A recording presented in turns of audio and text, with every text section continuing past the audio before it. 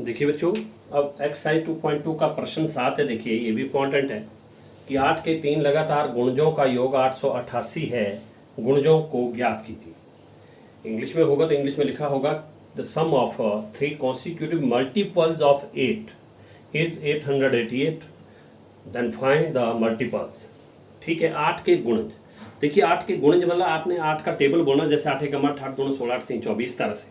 पहला गुण जिसका 8 होना चाहिए था, दूसरा 8 दूनी 16 होना चाहिए था, लेकिन तीसरा 8 तीन 24 होना चाहिए था, लेकिन यहाँ पर ऐसा नहीं होगा। तो हम क्या करेंगे, हम करेंगे इस तरह। देखिए कि माना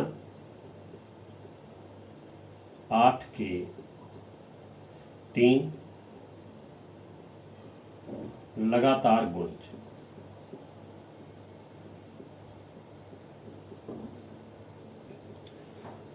ठीक है। लेट 3 कंटिन्यूस मल्टीपल्स ऑफ 8 या कॉन्सिक्यूटिव मल्टीपल्स ऑफ 8।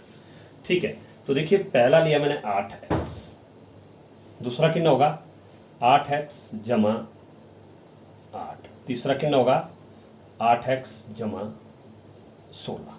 क्यों 8 एकम 8, इसलिए हमने इसमें एक चर मल्टीप्लाई किया x। दूसरा होगा पहला है 8x, तो दूसरा उसमें क्या होना था 8 दूने 16, यानी कि उसमें 8 जमा होना था।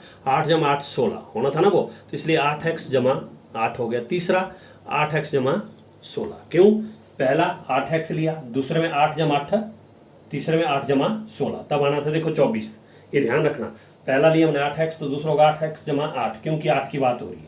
8 एकम 8 हो गया जमा, फिर दूसरे में तीसरे में 8x जमा 8 दूने 16 जमा होगा। ये ध्यान रखना आपने। ओके, अब प्रश्न अनुसार, अकॉर्डिंग टू क्वेश्चन, प्रश्नानुसार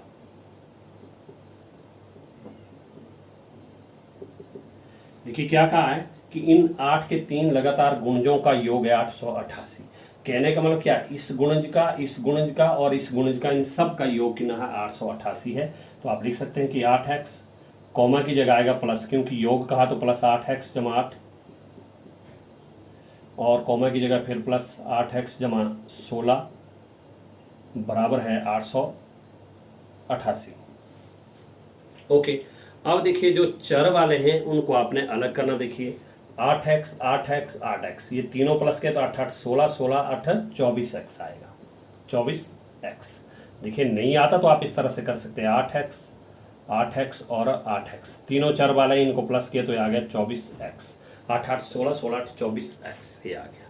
उसके बाद देखिए कांस्टेंट टर्म 16 और 8 है, तो एक तो 16 है, दूसरा 8 है। ये देखिए 16 कांस्टेंट है और 8 भी कांस्टेंट है, करिए प्लस, ये हो गया 24। 8 से 14 के 1 2 प्लस 24 हो गए, so is equal to 888। Okay, अब हमने चर का मान ज्ञात करना x का, तो इसलिए जो चर वाली संख्या उसको आप यहाँ रखेंगे 24x, ये रह गया इधर, बराबर 888 का 888, ये प्लस है तो ऊपर जाके माइनस 24, क्योंकि प्लस का तो ऊपर जाके हो गया माइनस हो गया, तो इसलिए 24x बराबर है। अब देखिए 888 आपका प्लस का है, 24 आपका माइनस का है। घटाएंगे, 8 में 4 घटे 4, 8 में 2 घटे 6, और 8 का 8, 864 864।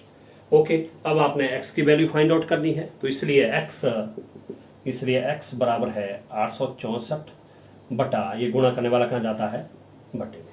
24 का टेबल मुश्किल होता है, इसलिए पहले 2 से काटिए। देखिए 2 एकम 2, 2 दूने 4, यहाँ भी 2 से काटेंगे, 2 चौके 8, 2 तीन 6, 2 दूने 4।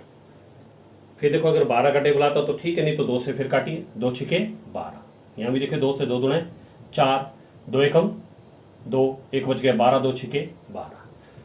अब 6 का टेबल तो सबको आता है, देखिए 6 से 6 एकम 6, 6 एकम 6, 6 दूने 12, 6 तीन 18, कितना बच गया 19 20 21, 3 बच गया 36, 6 छिके 36, तो x बराबर है, ये आ गया देखो 36। ओके, अब x आ गया 36, तो अब आप लिख सकते हैं आगे इनके सारे, इन्हीं 8 के मल्टीपल को आप फाइंड आउट कर। अब आप लिख सकते हैं इसलिए 8 के 3 लगातार गुणज, वो तो देखो पहला था 8x, दूसरा था 8x जमा 8, और तीसरा था 8x जमा 16। अब देखिए 8 यहाँ पर बीच में क्या चिन्ह होगा गुणा, x आ गया 36, कॉमा 8, बीच में गुणा का चिन्ह, x आ गया 36 और प्लस 8 का प्लस 8, फिर कॉमा 8 गुणा x आ गया 36 और प्लस 16। ओके, अब देखिए, अब 36 गुणा 8, तो 8 छिके 48, हासिल 4, 8 3 24 4 28, 288 आ गया पहला। देखिए फिर 8 छिके 48, पहले गुणा बोर्ड मास के अनुसार, 8 छिके 48, हासिल 4, 8 3 24 4 28 और जमा 8। ओके, कॉमा 8 छिके 48, 8 3 24 4 28, 288 जमा 16।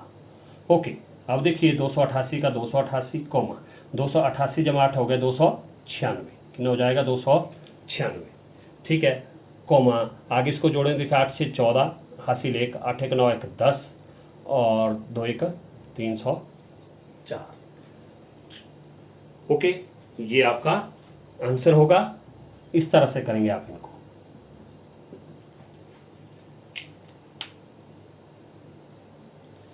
अब प्रश्न 8 है, देखिए कि 3 लगातार पूर्णांक बढ़ते क्रम में लेकर, 3 लगातार पूर्णांक बढ़ते क्रम में लेकर उन्हें क्रमशः 2 3 और 4 से गुणा कर योग करने पर योगफल 74 प्राप्त होता है।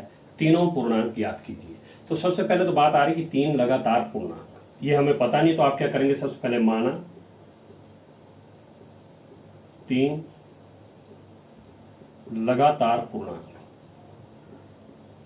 3 लगातार पूर्णांक। देखिए हमें पता ही नहीं है, तो इसलिए पहला लिया मैंने x, दूसरा क्या होगा x जमा 1 और तीसरा क्या होगा x जमा 2।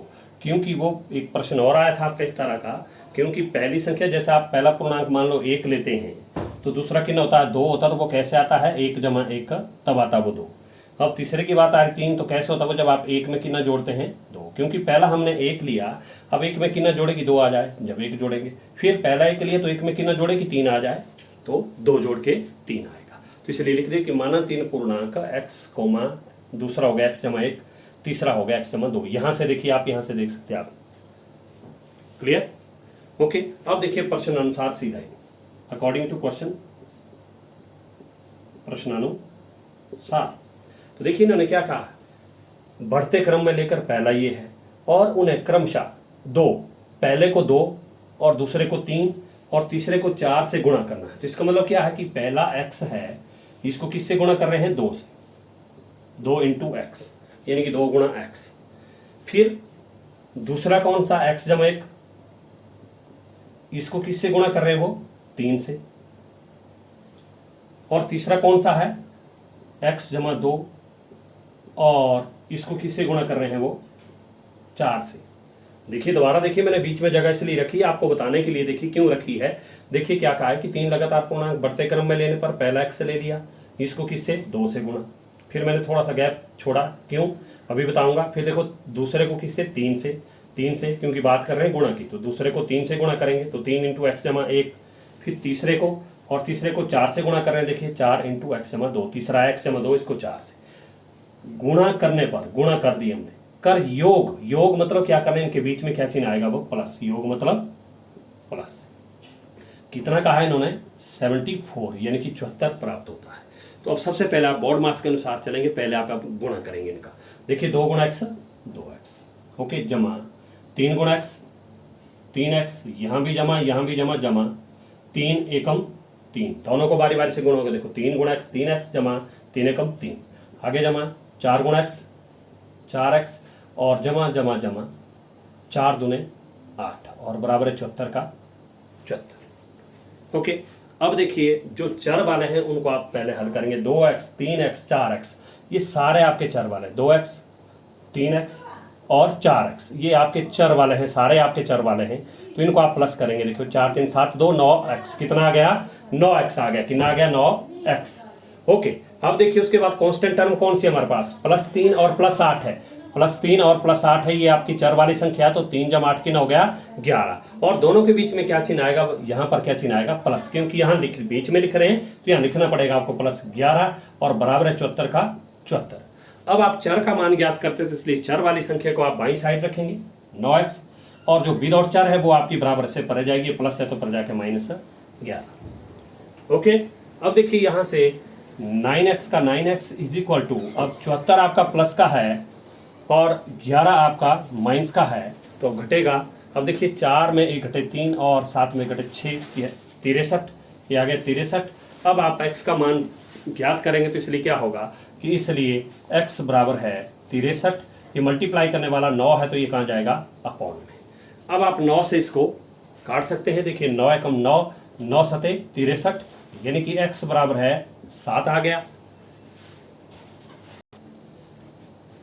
इसलिए अब आप लिख सकते हैं, इसलिए 3 लगातार पूर्णांक, इसलिए 3 लगातार पूर्णांक, वो थे देखो, पहला था x, दूसरा था x जमा 1 और तीसरा था x जमा 2। तो देखिए x कितना आ गया हमारे पास 7, x 7 और जमा 1, x 7 और जमा 2। अब देखिए 7 का 7, 7 जमा 1 8, 7 जमा 2 9, and this is your answer. Okay.